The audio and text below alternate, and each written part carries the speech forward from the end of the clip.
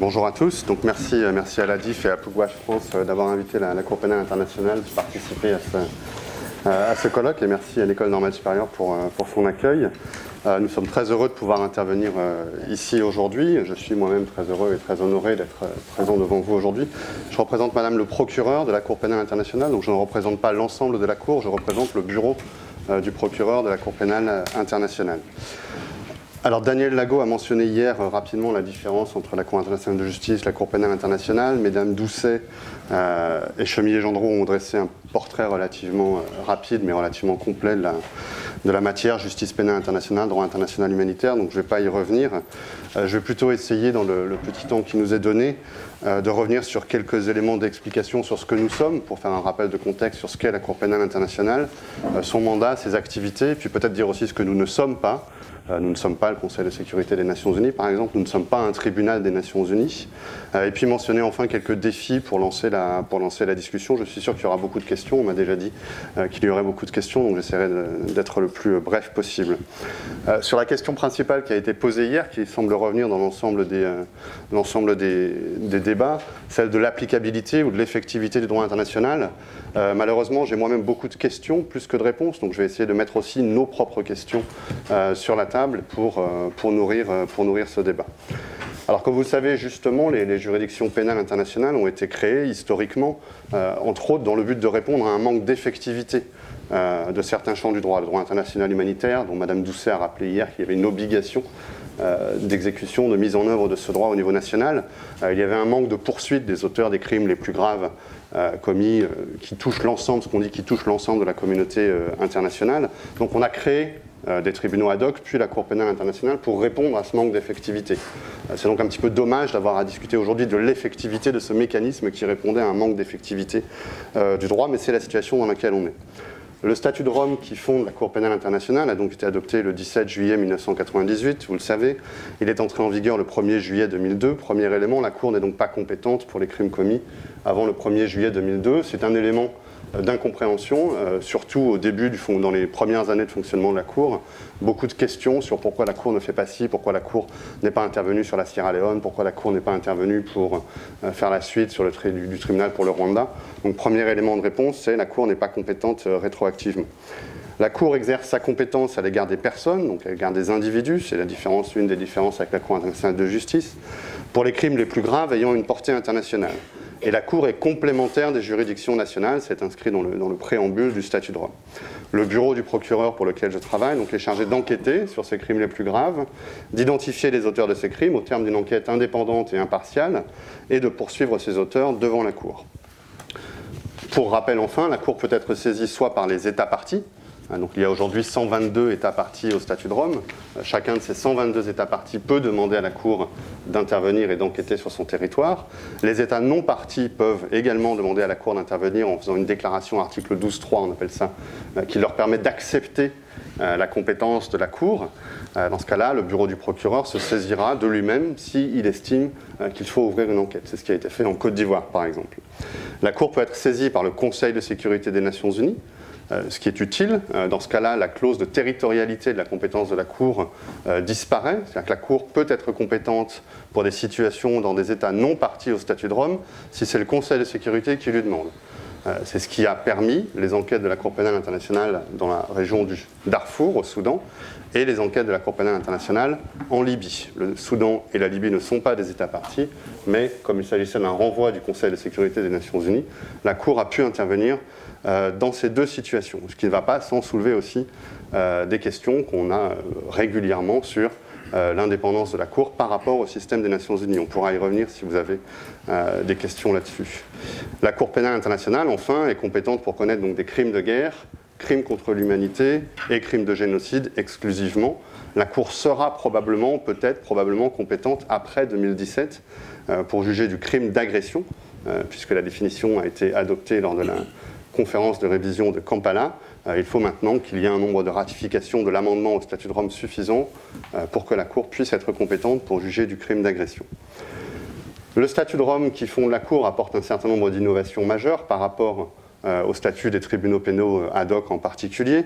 D'abord, les deux premiers sur lesquels je vais revenir ensuite rapidement quand je parlerai des défis, la complémentarité et la coopération. La complémentarité, la Cour pénale internationale n'est pas prévue pour remplacer les tribunaux nationaux. Elle fonctionne lorsque le système judiciaire national n'a ni la volonté ni la capacité de mener des enquêtes et d'engager des poursuites. À la différence des tribunaux pénaux internationaux pour le Rwanda et l'ex-Yougoslavie, la Cour a donc une compétence complémentaire. Avant de décider d'ouvrir une enquête, nous devons évaluer si, dans la situation donnée, des poursuites judiciaires ont eu lieu, des poursuites judiciaires peuvent avoir lieu, si les autorités nationales ont l'intention de mener à bien des poursuites judiciaires ou non. C'est ce que nous faisons, par exemple, depuis 2009, concernant le massacre, les allégations de massacre au stade de Conakry, en Guinée, en septembre 2009. Nous travaillons avec les autorités guinéennes, cela fait maintenant exactement 5 ans, la semaine dernière cela faisait 5 ans, pour essayer de voir comment elles peuvent elles-mêmes mener à bien des enquêtes et des poursuites contre les auteurs de ce massacre du stade de Conakry. Et c'est seulement si, dans le fil de notre relation avec les autorités nationales, nous découvrons qu'il n'y a pas d'action ou pas de moyens d'avancer ou pas de volonté d'avancer, que nous interviendrons. C'est ce qui s'est passé au Kenya. Au Kenya, nous avons commencé par discuter avec les autorités nationales après les violences post-électorales. Nous avons passé 2 ans à discuter avec les autorités, à suivre l'évolution du processus de réflexion pour la mise en place d'une juridiction spécialisée chargée de juger ces crimes au Kenya. Nous avons suivi les travaux de la commission parlementaire. Et c'est uniquement parce que nous avons réalisé qu'aucun progrès n'était fait et qu'il n'y avait pas de réelle volonté d'aboutir à des poursuites réelles que nous avons décidé de nous saisir de cette situation, avec les difficultés qu'on connaît aujourd'hui. Le deuxième aspect novateur, c'est la question de la coopération. La Cour pénale internationale est basée sur 2 piliers. La Cour elle-même, le système de la Cour est fondé sur 2 piliers, la Cour elle-même et les États. Le préambule du statut de Rome rappelle la priorité des États, rappelle l'obligation des États de poursuivre certains des crimes de la compétence de la Cour. La Cour intervient si les États ne le font pas, mais pour intervenir, la Cour va avoir besoin des États.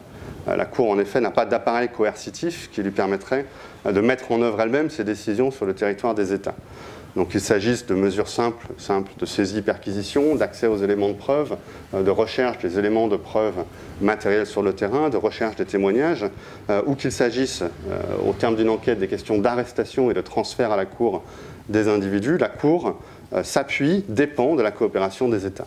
Et à la différence des tribunaux internationaux ad hoc, tels que le Rwanda et la Yougoslavie par exemple, la Cour n'a en revanche pas le soutien théorique et légal d'un mandat du sous-chapitre 7 de la Charte des Nations Unies qui lui permettent d'imposer et de donner des ordres qui seraient exécutés par les États. On a le bureau du procureur, par exemple, lorsqu'il enquête, n'a aucun moyen d'ordonner à un État de coopérer avec lui.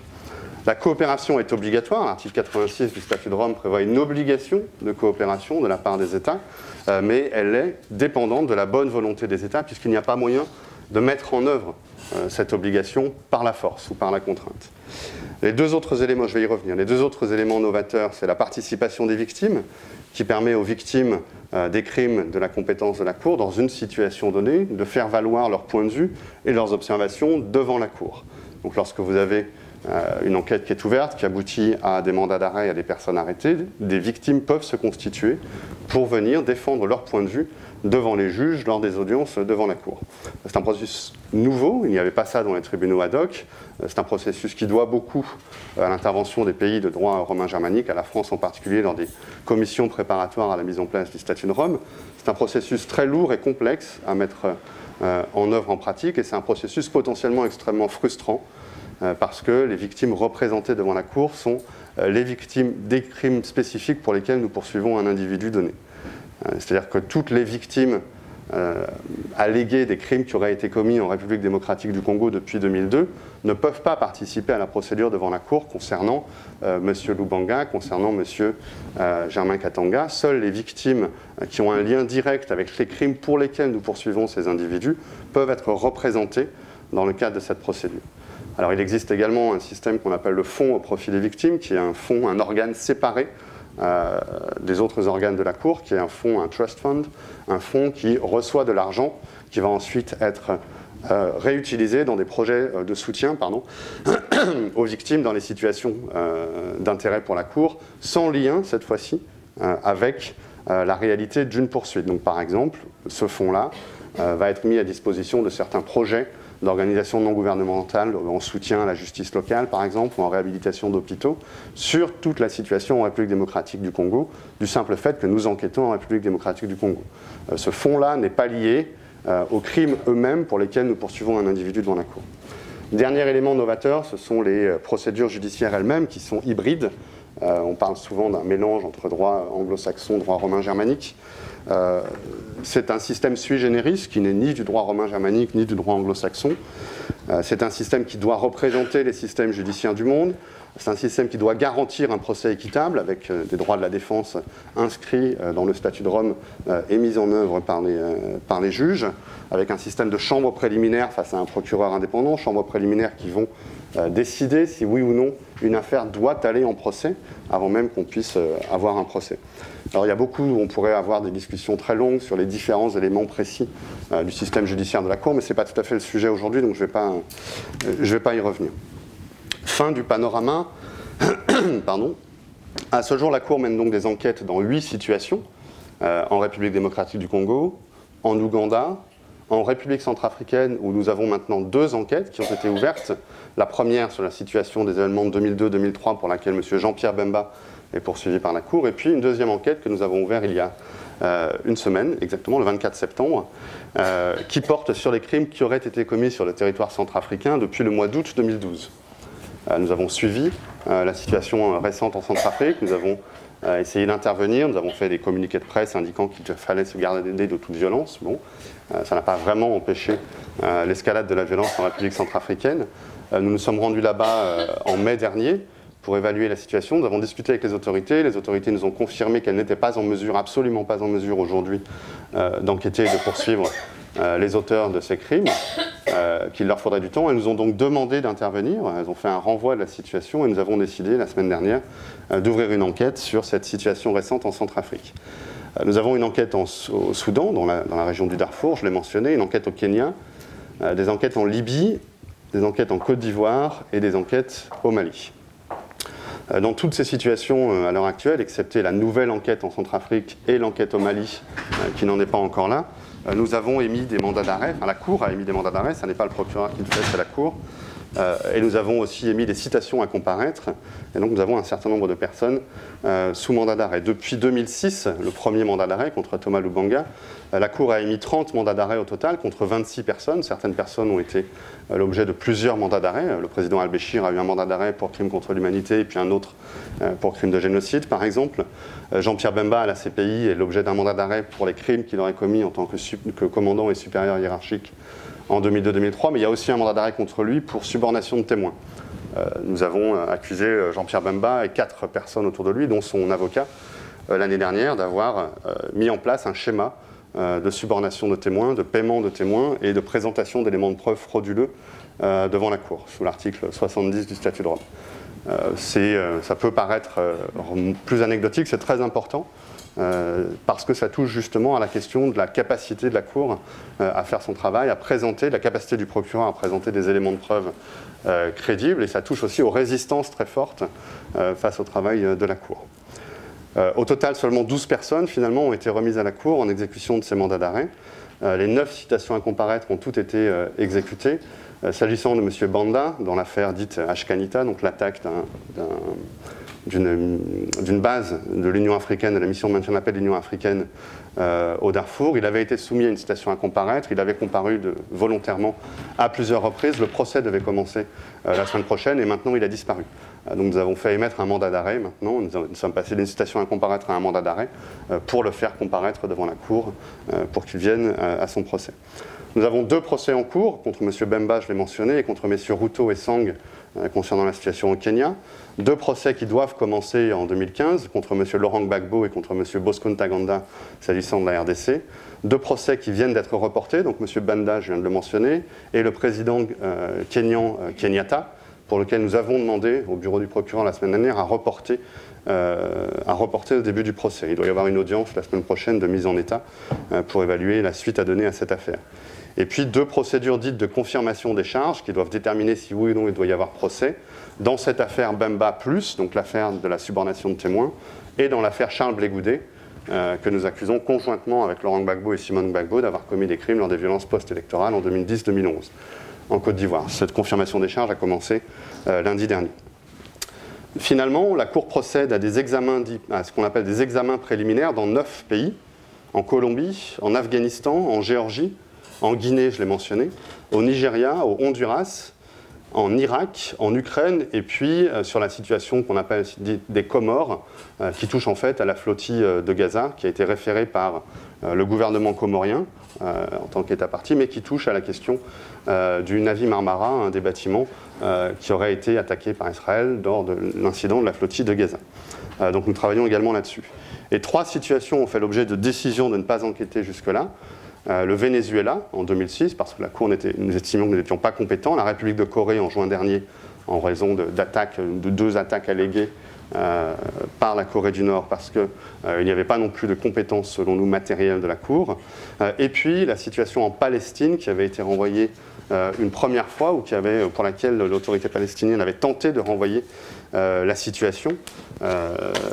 Et nous avions déterminé en 2012 que nous n'avions pas compétence pour déterminer si la Palestine pouvait faire une déclaration d'acceptation de la compétence de la Cour, puisqu'il ne nous revenait pas de déterminer si la Palestine était un État ou non.